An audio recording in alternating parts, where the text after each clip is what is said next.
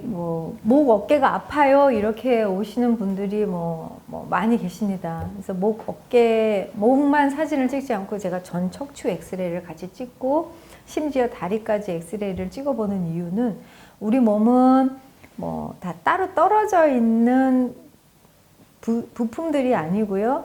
떼어낼 수도 없고 다 연결되어 있는 하나의 그 도미노처럼 되어 있는 서클이라고 생각하시는 게 사실은 이해가 좀 더 빠르실 거예요.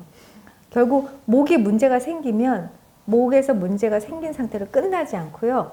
흉추, 요추, 골반까지 차례대로 이렇게 변화가 오는데 되게 흉추가 요추보다 늦게 변화가 오는 이유는 갈비뼈 때문에 이거는 거의 부동 관절처럼 여겨져요. 유동 관절이긴 하지만 그리고 요추가 먼저 사인을 받게 되고 요추라는 건 허리의 맨 아래 쪽에 있는 척추죠.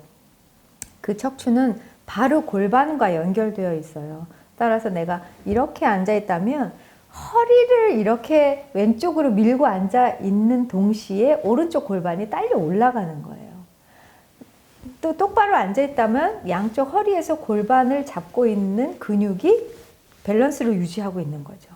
따라서 허리에 문제가 있다면 골반에 문제가 있을 수밖에 없는 그런 역학적인 관계에 있고 또 골반이라는 건 다리를 연결시켜주고 있는 위치에 있죠. 따라서 골반에 문제가 있다는 건 양쪽 다리 중 어느 한쪽에 문제가 생겼다라는 얘기인데 쉽게 설명하면 허리가 휜 측만증인 경우에 오른쪽 골반이 따라 올라갔어요. 그렇다면 양쪽 다리 길이가 똑같을까요? 한쪽이 올라가면 당연히 한쪽 다리가 이제 짧아지는 거죠. 따라서 한쪽 다리가 짧은 상태에서 지면을 양쪽 발로 걷는 습관을 10년, 20년 해오셨다면 과연 양쪽 무릎에 관한 문제가 똑같을까요? 체중을 양쪽으로 실지 못하는 상황에서 보행을 몇 년 동안 하시게 되면 먼저 한쪽 무릎에, 즉 다리가 이제 긴 쪽에 먼저 통증이 나타나시는데요. 이런 경우에는 한쪽이 먼저 나타났다 하더라도 반드시 양측성으로 진행을 합니다. 그래서 치료는 양쪽을 같이 해야 되지만 무릎 통증만 치료한다고 이것이 개선되느냐? 그게 아니죠.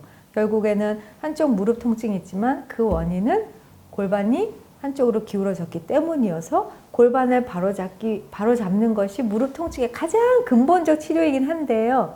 그러면 골반만 내리면 휘어진 척추를 어떻게 해요? 따라서 휘어진 척추와 연결되어 있는 허리 근육을 우리가 양쪽을 똑같이 만드는 것이 무릎 통증 치료다. 이렇게 건너뛰어서 생각하면은 이해가 안 되지만 지금 설명을 들으시면 좀 이해가 되실 거예요.